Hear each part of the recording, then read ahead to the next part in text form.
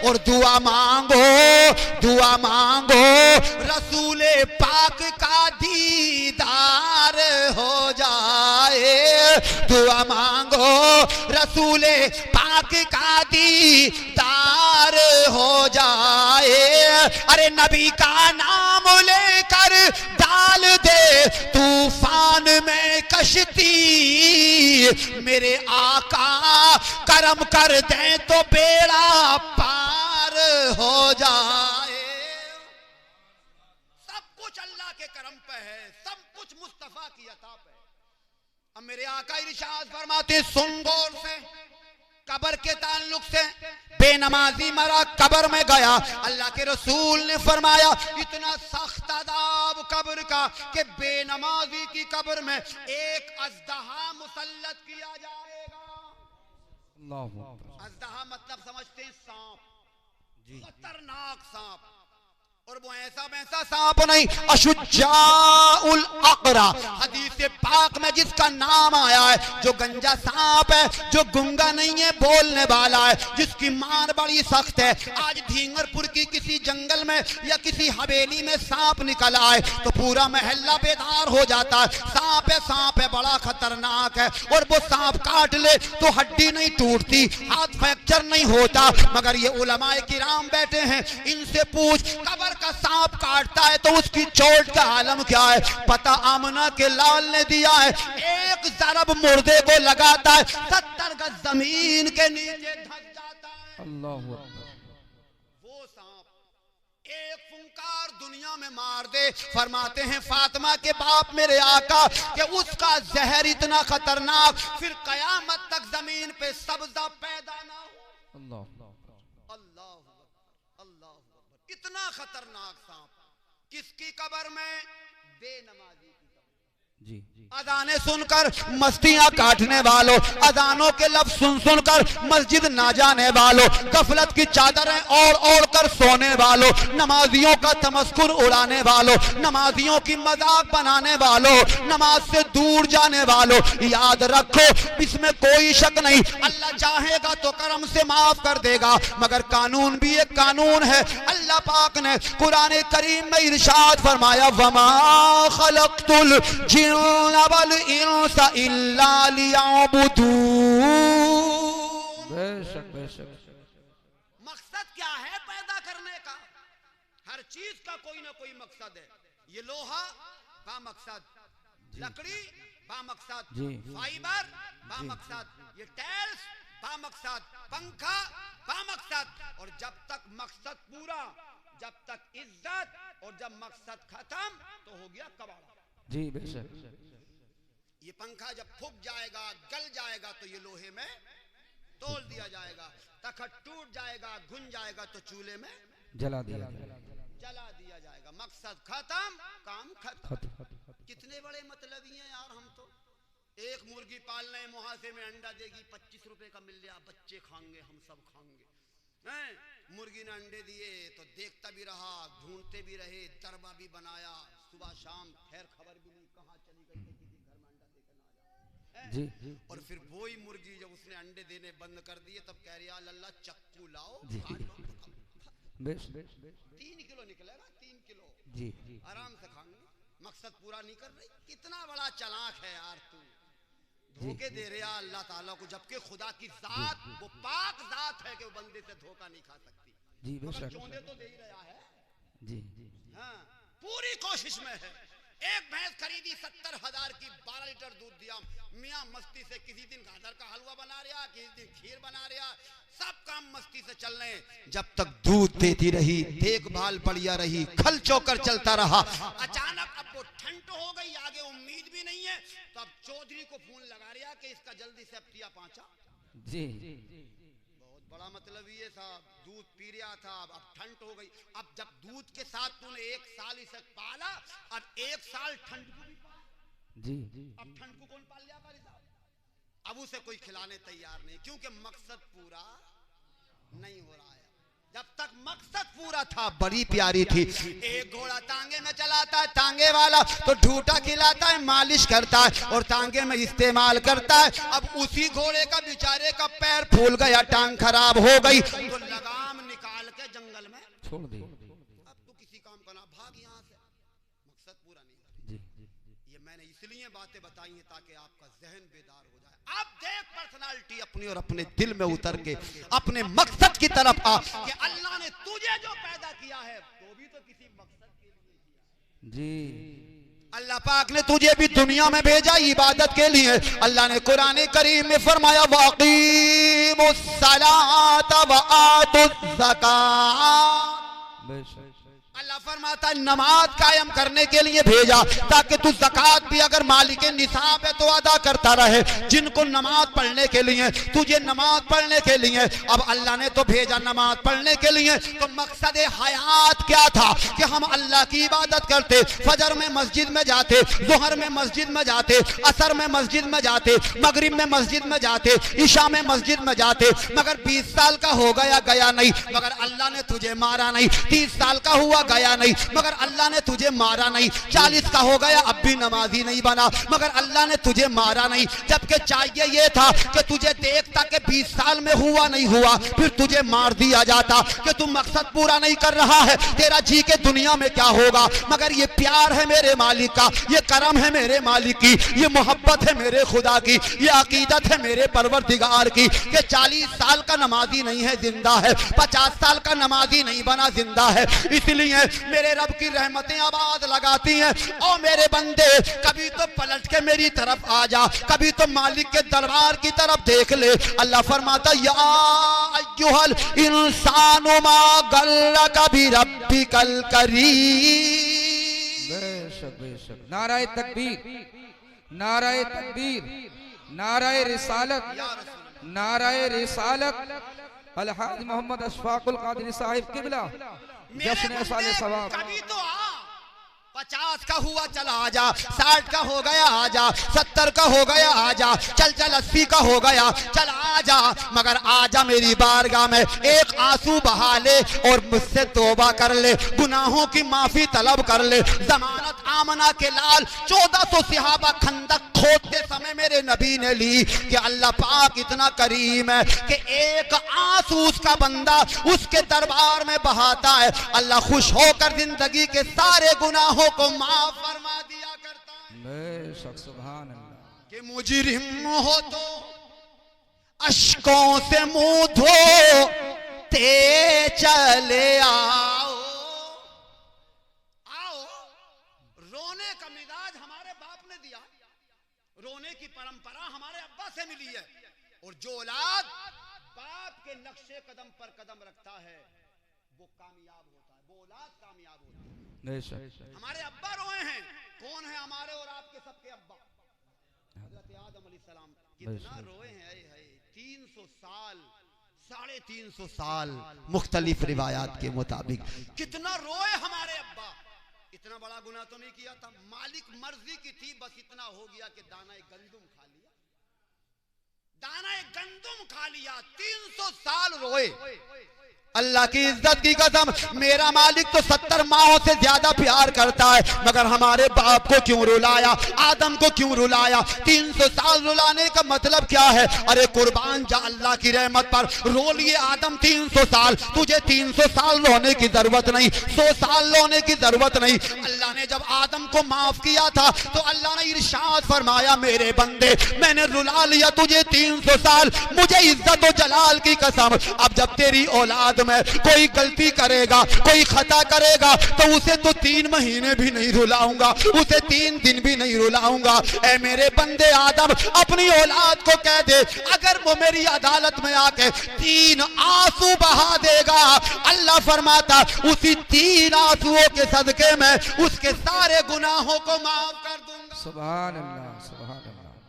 मुजरिम हो तो अश्कों से मुंह धोते चले आओ, अजी आओ दरे रहमान में रोते चले आओ, कि कुरान में मज़कूर है बख्शिश का तरीका, कि महबूब की दहलीज से होते चले आओ।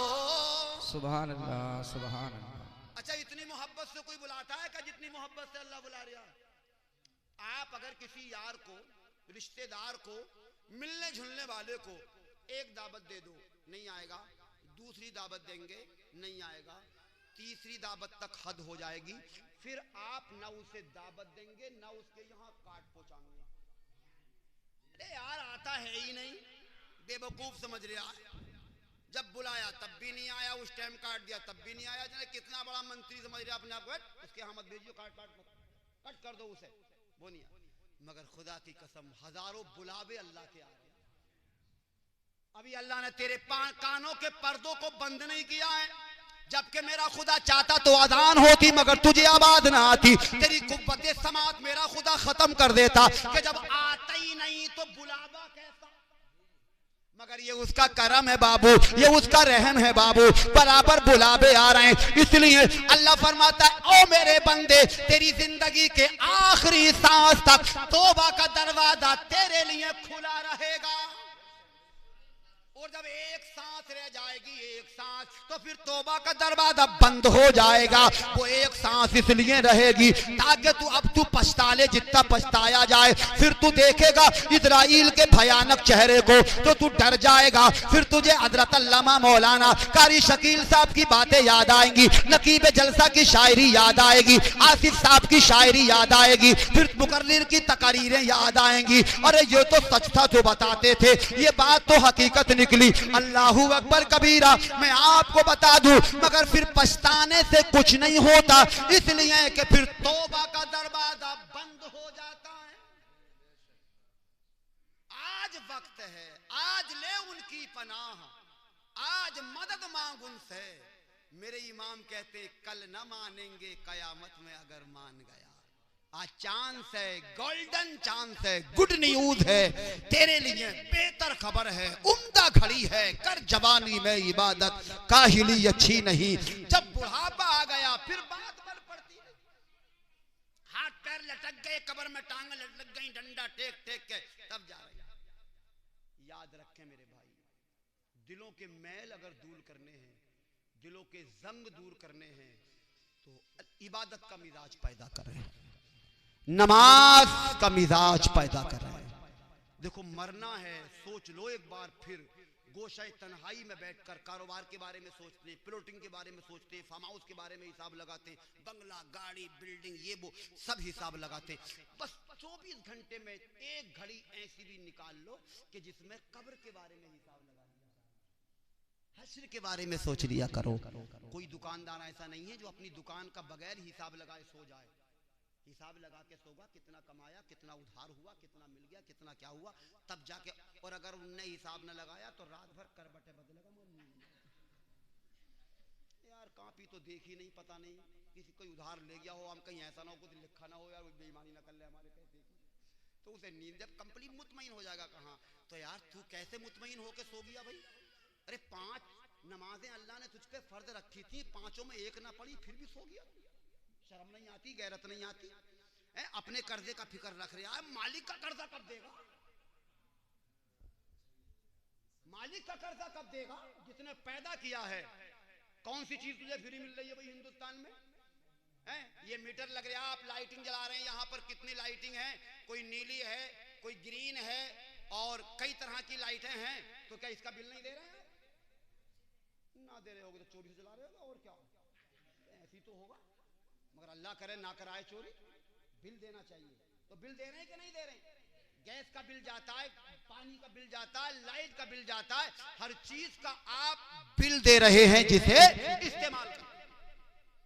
मगर अल्लाह ने जो सिस्टम इंसान की जिंदगी में रखा है, इसका भी कोई बिल होगा या नहीं होगा? अरे बिल होगा नहीं होगा। अब याद रखें, अगर आप अपनी लाइट का बिल नहीं देंगे तो फिर एक दिन आपका कनेक्शन कट हो जाएगा और आप पर पेनल्टी पड़ेगी बिल ना दे। फिर लोग कहेंगे यार तुझसे बड़ा बेवकूफ तो कोई नहीं था, महीना टू महीना ही देता रहता तो सही ना रहता, ये पेनल्टी क्यों पड़ती? तो ये जो नमाजें रोज की रोज ही पढ़ते रहो, वरना फिर पेनल्टी पड़ेगी। हाँ सही बता रही हूँ, इससे हाथों हाथ की अदायगी सही नहीं है भाई। भाई 5 आज की, 5 कल की, 5 परसों की निपटाते रहो हाथों हाथ। हाँ वरना वरना जिंदगी कट हो जाएगी, कट तो होनी और फिर पेनल्टी पड़ेगी। मेरे भाई जरा हिसाब लगा, अल्लाह की नेमतें देख, अल्लाह की बरकतें देख, अल्लाह की कुदरतें देख। अल्लाह ने क्या क्या इंसान को नहीं दिया। आज मोटरसाइकिल का इंजन हो या गाड़ी का इंजन हो, बगैर मोबिल के नहीं चलता। मोबिल खत्म हो जाएगा, इंजन गर्म हो जाएगा, फट जाएगा। तो अगर मैं जो 1 घंटे से लबड़ लबड़ कर रहा हूं, अरे हो रही है कि नहीं, तो इसके लिए चिकनाई की जरूरत पड़ती है। तो तुमने मोबिल डाला आगे, बात बता रही हूं नहीं, मगर मेरे मालिक जरा सोचे, मैं बहुत गहराई की बात बता रहा हूं। ये मेरे मालिक का करम है, ये मेरे मालिक की अता है, ये अल्लाह ताला का बंदे पे प्यार है कि अल्लाह ने उसकी जबान के जबड़ों में लुआब रखा है, लुआब चिकनावट रखी है। और कहता मेरे बंदे परेशान ना हो, आधा घंटा बोलेगा तो इतना अता करूंगा, 1 बोलेगा तो और ज्यादा दूंगा, जितना बोलता चला जाएगा मैं लुआब देता चला जाऊंगा। ये ऑटोमेटिक सिस्टम मेरे मालिक ने बनाया है, खुदा की इज्जत की कसम। और फिर कमाल पे कमाल ये कि वो हस्बे जरूरत दे रहा है, जितनी जरूरत है उतना दे रहा है। ये राल जो मुंह में होती है, अगर कम हो जाए तो फंदे लगेंगे, नहीं लगेंगे? कभी ऐसा इत्तेफाक होता तो नहीं कहते पानी पिलवाओ यार, फंदा लग गया। और ज्यादा हो जाए तो उसे रलचुआ कहेंगे कि ये रलचुआ है। भाई ज्यादा होगी टपकेगी नहीं टपकेगी, तो ना ज्यादा में खैर ना कम में खैर। ये मेरे मालिक का करम है। क्या आता है मेरे मालिक की कि अल्लाह हस्बे जरूरत अता करे।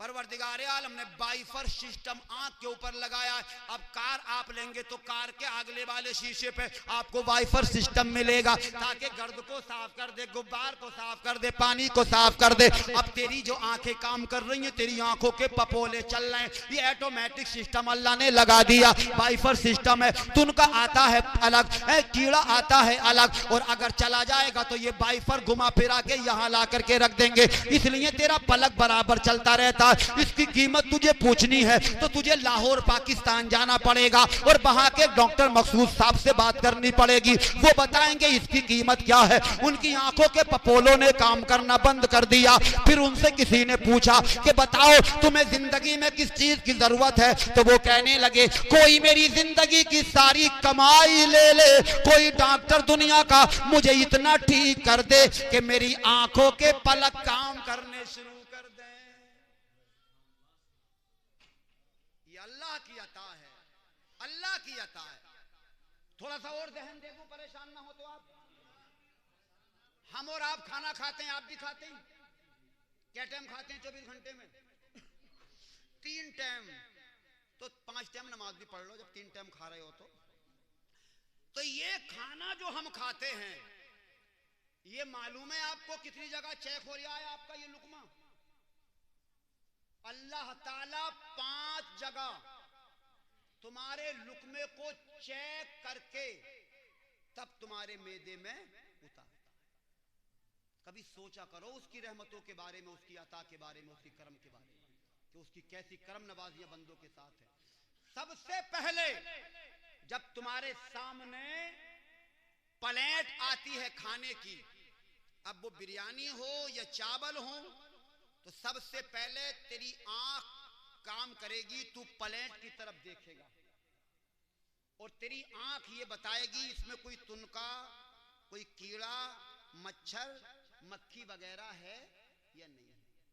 अगर होगी तो आंख बताएगी कि नहीं बताएगी? और जब आंख बता देगी उसमें गंदगी होगी, गर्दो गुब्बार होगा, तो आप उस खाने को नहीं खाएंगे या फिर साफ करके खाएंगे। ठीक है, आंख का काम है देखना। आंख ने सबसे पहले तेरे लुकमे का चेक इन किया। ठीक है, आंख ने पास कर दिया, ना कीड़ा है, ना मक्खी है, ना मच्छर है, ना तुनका है, ना गुब्बार है, ना गर्द है, कुछ नहीं है, साफ है, खा ले। क्लीन चिट मिल गई। एक जगह तुम्हारा खाना चेक हो गया। हुआ कि नहीं हुआ? अब फिर आपका हाथ बढ़ेगा लुकमा बनाने के लिए, तो जो काम आंख ने करना था वो कर दिया। अब काम, अब बारी हाथ की आई, अब जिम्मेदारी हाथ की आ गई। अब जब हाथ आपका लुकमे से टच होगा तो ये बताएगा गरम कितना है, ठंडा कितना है? इसीलिए तो सरकार की हदीस में असर है, हाथ से खाया करो, चमचों से मत खाओ ना, डायरेक्ट हालत ही जलेगा। चमचा ना बतागा कितना गरम है कितना नहीं है, ये बतागा हाथ। हाँ, आज वीआईपी डीआईपी बन गए और प्लेट में जो चम्मच चला रहे हैं, चम्मच। हाथ से खाना मुस्तफा की सुन्नत है। और हिकमत देखो कि ये सलाहियत हाथ के पोरुओं को है, जब वो टच करेगा तो पता चलेगा गरम कितना है, ठंडा कितना है, नॉर्मल है नहीं है। तो ये हाथ जब लगेगा तो हाथ लगकर बता देगा कि हाँ नॉर्मल है, गरम ज्यादा नहीं है, तू इसे खा सकता है। कितनी जगह चेक हो गया, अभी खाया नहीं है। अब यहां से आपने लुकमा बना के उठा लिया, आंख ने पास कर दिया, हाथ ने पास कर लिया। अब लुकमा आया आपके मुंह के पास, अभी अंदर नहीं गया है, बाहर है। अब अल्लाह ने कुव्वते शामा नाक के नथनों में रखी है। अब नाक ने अपना काम करना शुरू कर दिया। अब ये सूंघ के बताएगी बुसौवा तो नहीं है, बुदबुदार तो नहीं है, महक कैसी है। महक आंख नहीं बताएगी, महक हाथ नहीं बताएगा, महक नाक बता रही है। अब नाक पास करेगी, बुदबूदार नहीं है, खुशबूदार है, बासी नहीं है, ताजी है, बुसा नहीं है, सही है। इतनी जगह चेक हो गया, अभी खाया नहीं। अब फिर आपका मुंह खुलेगा और मुंह के अंदर तुम्हारा लुकमा जाएगा तो टच होगा जाकर जबान से, जीभ से। अब जैसे ही जीभ की टचिंग खाने से होगी तो ये फौरन बताएगी मिर्चें कितनी तेज है, नमक ज्यादा कर दिया, मिर्चें ज्यादा डाल दी, आज तो मजा ही नहीं आ रही, आज तीखा बना दिया, मीठा ज्यादा कर दिया। ये किसने बताया, जबान ने। अभी खाया, क्या जगह चेक हो गया भैया, 4 जगह। यार करम देखो मेरे खुदा का, शुक्र अदा करो मालिक का। चेकिंग चलना है, अभी खिला नहीं रहा अल्लाह, अभी चेकिंग चलना है। हर तरफ से परखा पड़ा जा रहा है, गुब्बार तो नहीं है, बुदबूदार तो नहीं है, तुनका तो नहीं है, गरम तो नहीं है, तीखा ज्यादा तो नहीं है, सब कुछ चेकिंग चल रहे हैं। अभी अल्लाह खिला नहीं रहा, खिलागा जब बेहतर शानदार हर तरफ से पास हो जाएगा। अब 4 चेक इन हो गए बाबू, अभी खिलाया नहीं मेरे मालिक ने। अब जबान टच हो गई और जबान ने बता दिया नमक भी ठीक है, मिर्चें भी ठीक है, सब कुछ ठीक ठाक है। तो फिर अब आगे बढ़ा वो लुकमा। अब दांतों की चक्की चली। ये क्या है मुंह के अंदर, चक्की दांतों की। या डायरेक्ट ही खा रहे हो ऐसे ही बगैर चलाए? हाँ, चबा के खाया नहीं, सरकार की सुन्नत है, चबा चबा करके खाया करो। यार सुन्नत में हिकमत देखें, मेरे आका फरमाते लुकमा चबा कर खाया करो, चबा कर खाना मेरे नबी की सुन्नत है। अब चबाना शुरू किया, अब चक्की चली। भाई क्या जरूरत थी इस चक्की चलाने की, क्या जरूरत थी दांतों के दरमियान में लाने की। अब अल्लाह ताला ने चक्की का सिस्टम इसलिए रख दिया, हो सकता है तेरे लुकमे के अंदर कोई कंकर का टुकड़ा हो, कोई पत्थर का टुकड़ा हो, कोई शीशे का रेजा हो, तो वो आंख नहीं बताएगी, वो हाथ नहीं बताएंगे, वो नाक नहीं बताएगी, वो जबान नहीं बताएगी, उस रेजे को चक्की बताएगी। और जब लगेगा कटाक, इसके अंदर कुछ है, कोई कंकड़ है या कोई पत्थर का रेजा, कोई शीशे का टुकड़ा है, क्योंकि दांत बता रहा है। अब कमाल देखो मेरे खुदा का, कमाल पे कमाल देखो मेरे भाई, अल्लाह की हिकमत देखो, अल्लाह का प्यार देखो कि दांतों ने बताया ही नहीं, बल्कि वो किला के पूरे लुकमे से छोटा सा टुकड़ा शीशे का किला के, जैसे हमारी माँ बहनें छाछ से खिलाती हैं, आगे पीछे हो जाती है, कंकर अलहदा नाज अलहदा, तो वो किला करके वो टुकड़ा अल्लाह की हिकमत से तेरे होठों पर आ गया, लुकमे से निकल कर। यार इतना बड़ा लुकमा और राई के दाने के बराबर शीशे का टुकड़ा। कमाल देखो कैसे दाड़ों ने किला करके वो शीशा बाहर कर दिया, तूने यहां से पकड़ के।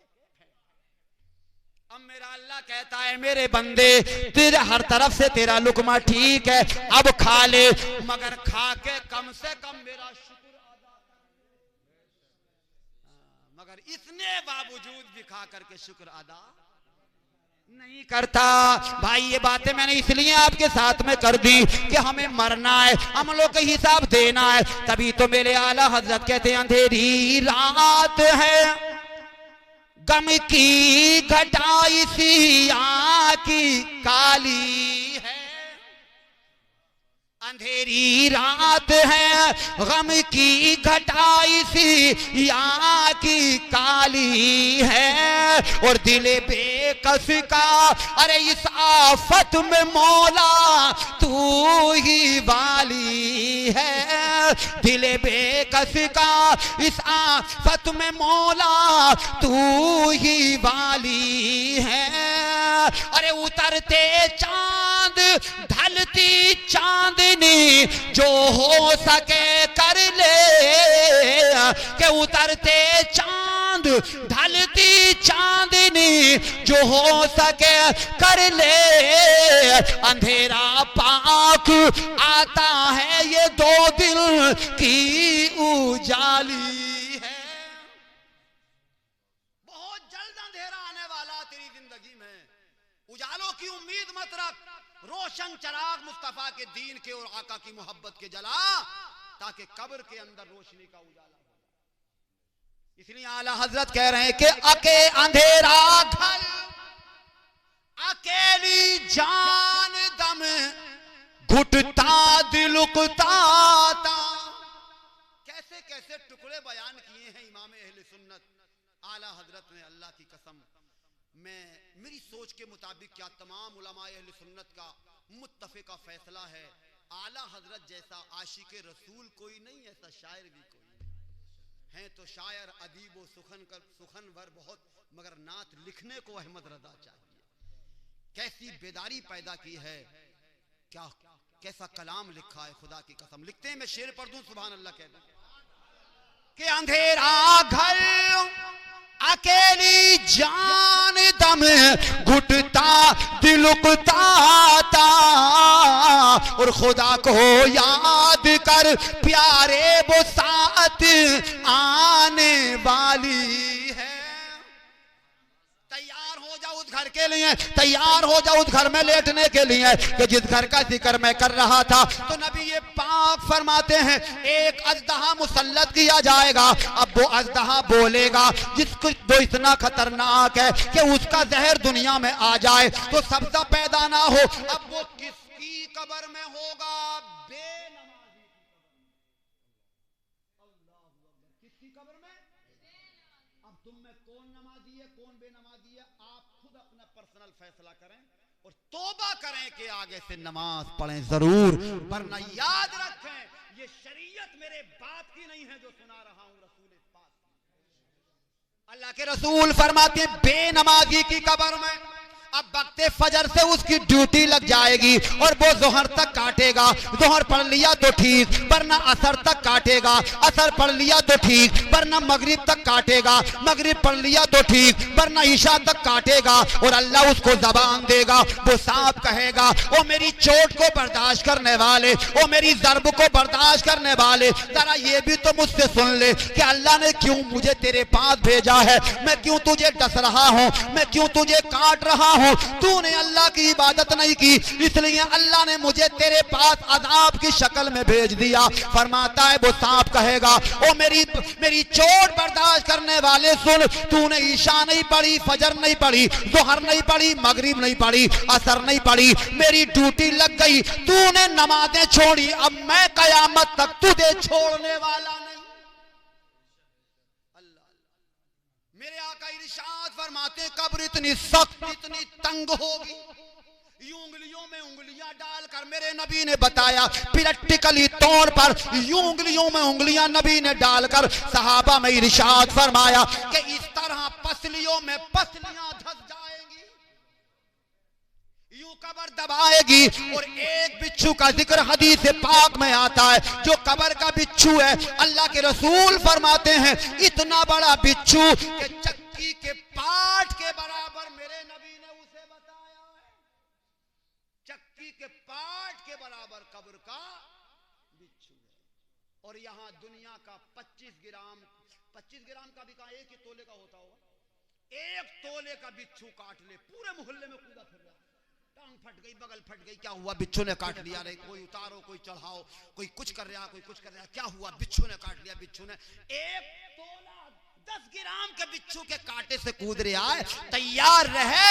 नमाज छोड़ छोड़ कर तू क्या सूरमा बनता है? चक्की के पाट के बराबर बिच्छू की मिसाल आमना के लाल ने दी है। सच्ची तौबा करो, अल्लाह से डरो, अल्लाह के अज़ाब से डरो कि अल्लाह कब्र के अज़ाब से बचा ले, कब्र की सख्ती से बचा ले, सांप और बिच्छुओं से बचा ले। मेरे नबी ने फरमाया, सहाबा अल्लाह से तौबा करो, मेरे गुलामों अल्लाह से तौबा किया करो, नमाज पढ़ा करो, क्योंकि बाद मरने के सबसे सख्त और पहली मंजिल जो है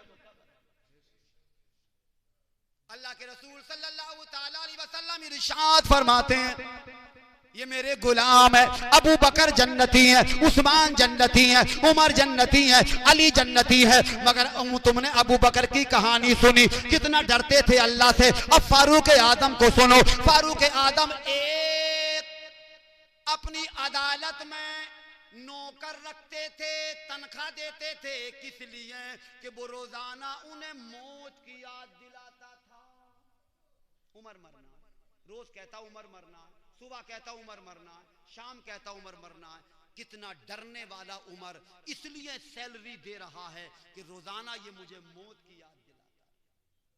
हाय किस इंसान की कहानी है ये? हम कहां डर रहे हैं मरने से, कहां डर रहे हैं कब्र से, कहां डर रहे हैं हश्र से? ये उस इंसान की कहानी है जिसके लिए आमना के लाल ने सुफ़ा के चबूतरे पर खड़े होकर कहा था कि मेरे बाद अगर नबुव्वत का दरवाजा बंद ना होता तो मेरा उमर नबी बनाया।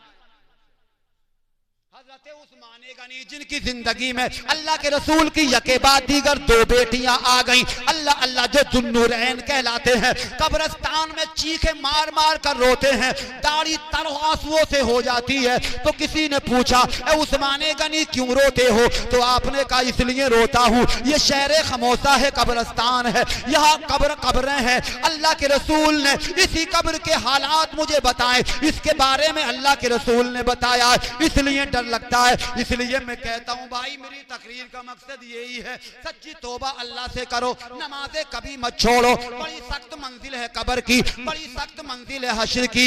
इंशाअल्लाह आप तौबा के लिए तैयार हो जाओगे, तौबा के लिए आमादा हो जाओगे। तो याद रखो, अल्लाह माफ करने में खुश होता है, अल्लाह की रहमत को जोश आता है। दुनिया से मांगो तो नाराज होती है, अल्लाह से ना मांगो तो नाराज होता है। जितना बंदा मांगता है अल्लाह उतना ही राजी होता है। अभी दरे रहमत खुला है, अभी दरे तौबा खुला है, जाओ मना लो रूठे रब को, फिर जिंदगी भी कामयाब हो जाएगी, आखिरत भी कामयाब हो जाएगी। कामयाबी के ताज भी तुम्हें दिए जाएंगे, उसके झंडे भी तुम्हारे हाथों में होंगे। फिर तुम्हारी मस्जिदों को टारगेट नहीं किया जाएगा, फिर कहीं चौराहे पर तुम्हें मिसमार नहीं किया जाएगा, फिर तुम्हें कहीं रुस्वा नहीं किया जाएगा, फिर कहीं तुम्हारी इबादत गाहों को निशाना नहीं बनाया जाएगा। निशाना बनाने की जगह यही है, तू फेसबुक में हिलगा है मेरे भाई, कौम जान गई ये तो फेसबुक में हिलगा हुआ है, ये तो टिकटॉक बनाने में लग गया है, ये तो मोबाइल